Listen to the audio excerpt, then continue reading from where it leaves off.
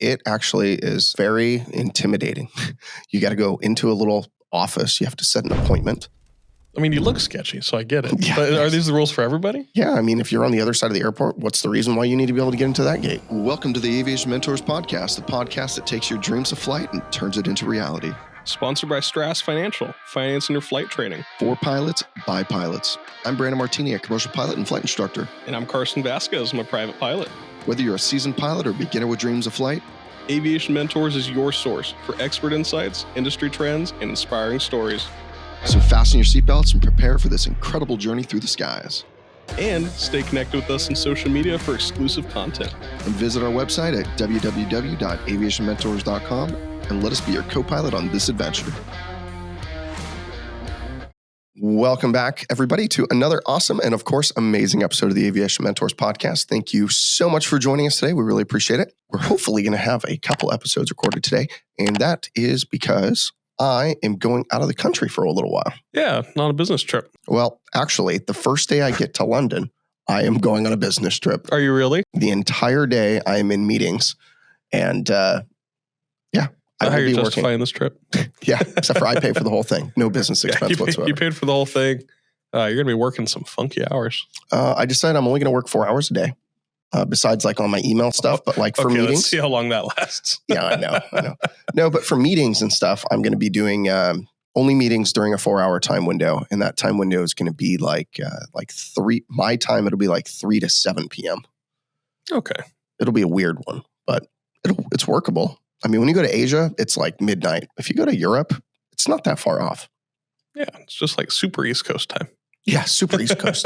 Add another 3 or 5 hours, whatever it is. Yeah. All right. So today we're actually going to be talking about something that I had to go through at Long Beach when I got badged, and that is a SIDA area. That's a Sierra India Delta Alpha. Apple. No, I'm just kidding. Sierra India Delta Apple. Now I'm saying the Apple. That's hilarious. You can get away with being like I'm a student pilot. Please don't give me a number. Yeah, exactly. So back to what I was saying. So what is a SIDA area? That's a Sierra India Delta Alpha area.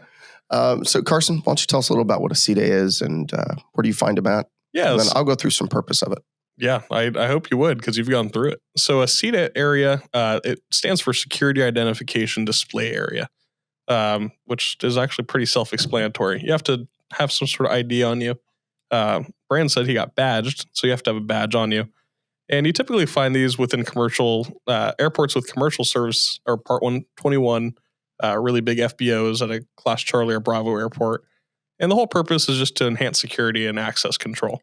So you know who's going in where and make sure they're known people. Yeah, and it actually is, it's very intimidating.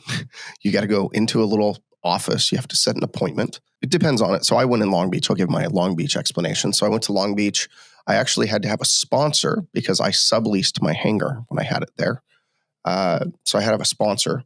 And RJ, his name's RJ, he sponsored me. So he had a call. Like the owner of the FBO, or in my case, the owner of like the hangar complex. And I was at, I think it was called Millionaire North is what it was called, which is kind of funny. And so he called up Millionaire North, said, hey, Brandon needs a badge, needs a SIDA badge.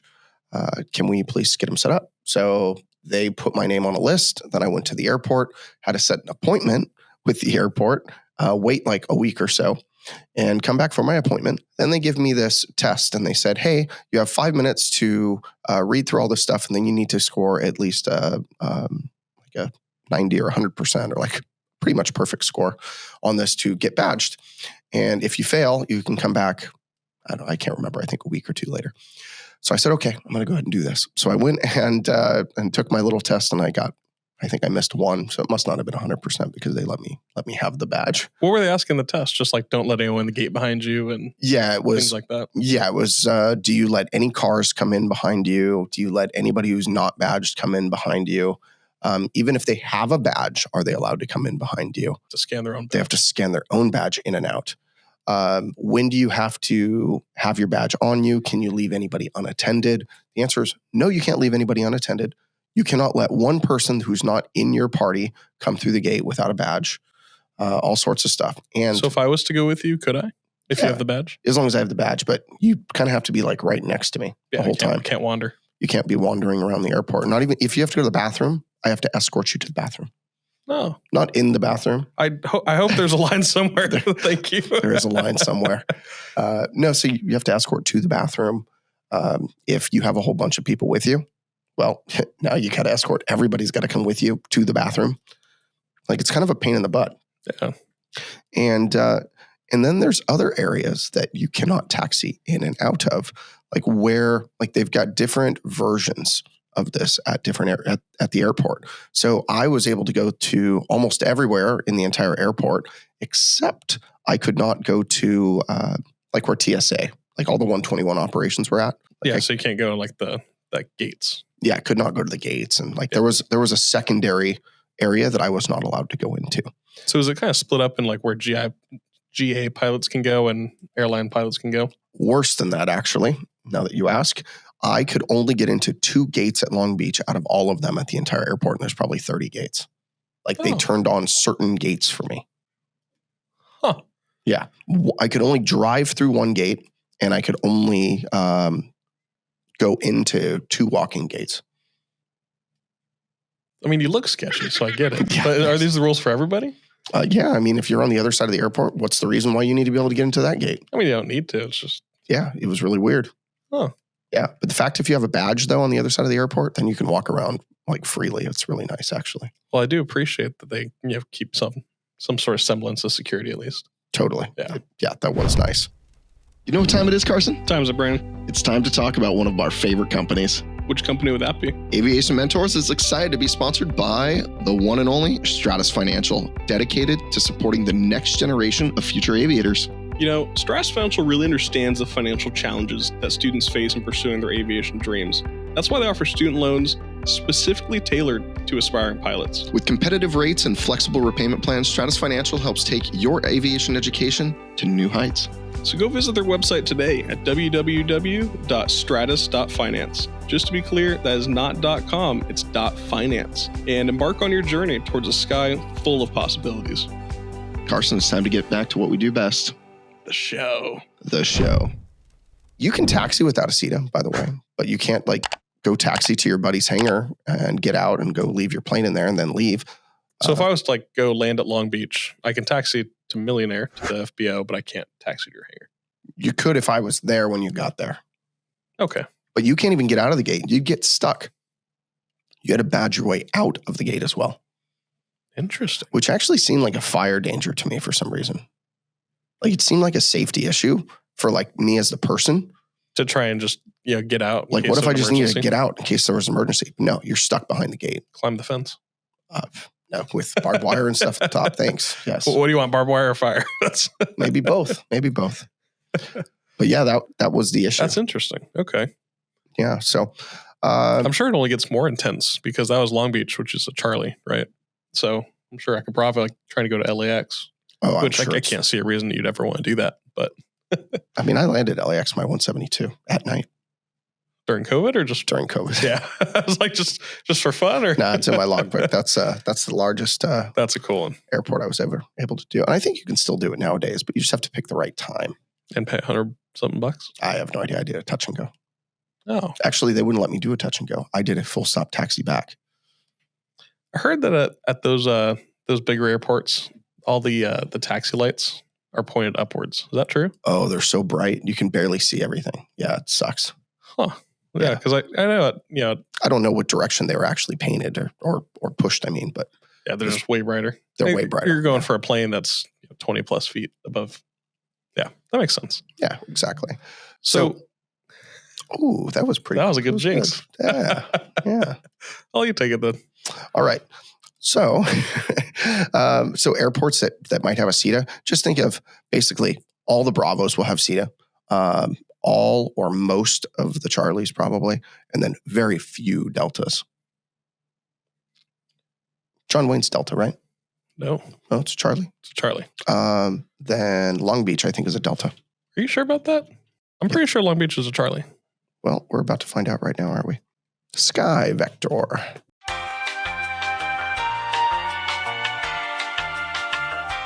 Long Beach is a Delta. Feels I was like, a you Charlie. said a Charlie earlier, and I was like, I don't think it's a Charlie. One of them wasn't a Charlie. So now I just look at sectional. Yeah. Well, John right. Wayne's the Delta. John Wayne is the Charlie. John Wayne's the Charlie, and Long Beach is the Delta. So, I mean, on certain airports, they may have Delta. Basically, if you know an airport has 121 operations, basically big jet airplanes coming in and out, a SIDA. It'll probably have a SIDA. So just stay away from those airports, or just know that you need to go to certain areas, which might just mean the FBO, and not go anywhere else. So don't be messing around at those airports. Definitely, when you're talking to ground, they'll guide you around it. Yeah, they're not going to take you into a SIDA without a badge. Correct. Yeah, 100%. I didn't know that SIDAs were a thing because I'd only been to either uncontrolled airports or Deltas.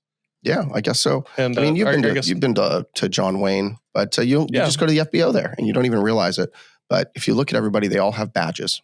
So outside of that, just want to let everyone know our scholarship program through Stratus is coming to an end very soon. We are giving away $10,000 this year. Last year, we only gave away $5,000. So if you are starting to become a pilot, we have a scholarship for you. Stratus Financial is giving away a $10,000 scholarship to one lucky flight school student to play for their training. It goes directly to flight school of your choice anywhere in the U.S. or even Puerto Rico. The deadline to apply is June 20th. So apply now. And the winner will be announced live from Oshkosh AirVenture by yours truly, Brandon Martini from Aviation Mentors podcast. And we will be posting it on Stratus Financial's social media channels. It's super easy to apply. Just head to stratus.finance/scholarship to get all the details. Again, that's stratus.finance/scholarship. Check it out, or if you know somebody who could benefit from a financial boost to achieve their dreams of becoming a commercial pilot, then apply today. You must do it now. Yeah, I applied 3 times. Our marketing team kept rejecting it, though. Yeah, Carson, funny. you are not eligible, unfortunately. I still try, but other people listening, everyone else are eligible. That's a great opportunity. I mean, $10,000 scholarship will pay for most of a private. It could pay for all your check rides. Could pay for all your check rides. I mean, that's a good one. Yeah. But it can easily pay for a multi-engine rating. It can just finish you up. CFI rating. It'll finish CFI for sure. Yeah. Double I, an MEI rating. It'll pay for any of those additional ratings. And then even more, more better. More better? More better. I don't know. More gooder. More gooder. Yeah.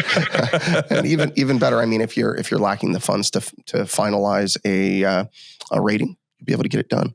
I believe we do only work with people that already have a private pilot certificate.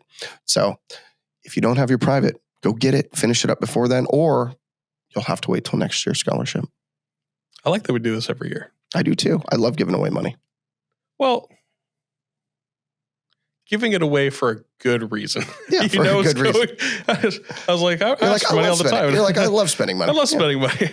Yeah, but it's awesome. And I had a scholarship. That's the only way I was able to get through my flight training. Exactly. So it's huge. As we wrap up for the day, I'm going to take Carson's thunder. If you would like to reach out to either one of us, you can reach us on our emails, brandon@aviationmentors.com or carson@aviationmentors.com. Please don't forget to hit like, follow, subscribe, share all the things that you should be doing on social media on whatever streaming or social media platform you are listening or, of course, maybe even watching us on. It's a huge part of helping us grow the podcast and helping us grow our aviation community. So thank you so much. And as a wrap up for the day, remember, here to guide you in your aviation journey. So fly safe and enjoy the ride.